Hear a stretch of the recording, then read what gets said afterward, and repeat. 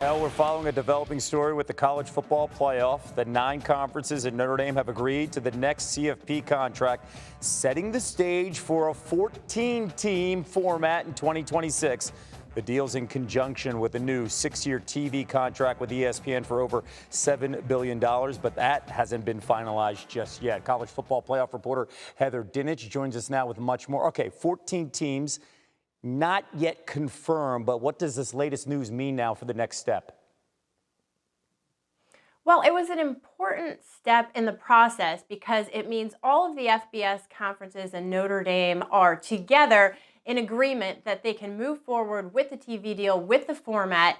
And as we sit here today, sources have said that they're definitely leaning towards 14, in part because they have guarantees and protections in this memorandum of understanding that they signed that will allow for Notre Dame to have protections regardless of what the format is, and it will guarantee that the conference champions from the ACC, Big Ten, Big 12, and SEC will be in the playoff along with the highest ranked group of champions, highest ranked group of 5 conference champion. So when you look at it, Bill Hancock said there's no sense of urgency right now to determine that format, but it also does guarantee that there will at least be 12 teams moving forward. Okay, and also for the next 2 years, no doubt we're going to have 12 teams here in the next 2 playoffs here. But this agreement has also stirred up some discontent when it comes to the gap in revenue sharing with the conferences. Well, how will this impact the landscape of college football if this agreement is done?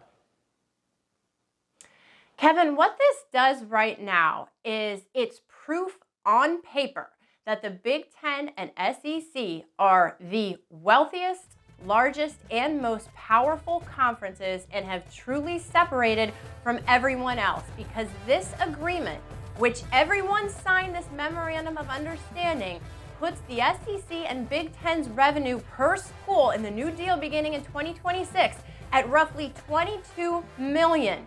Compare that to Washington State and Oregon State at independence at about $360,000. So Big Ten and SEC schools, again, $22 million per school per year. Behind them is the ACC at about $13 million, then the Big 12 at $12 million, the Group of 5, $1.8 million. And I mentioned the power of the SEC and the Big Ten. That is on paper too. They will have the most authority and say in what the format will look like moving forward in 2026 and beyond.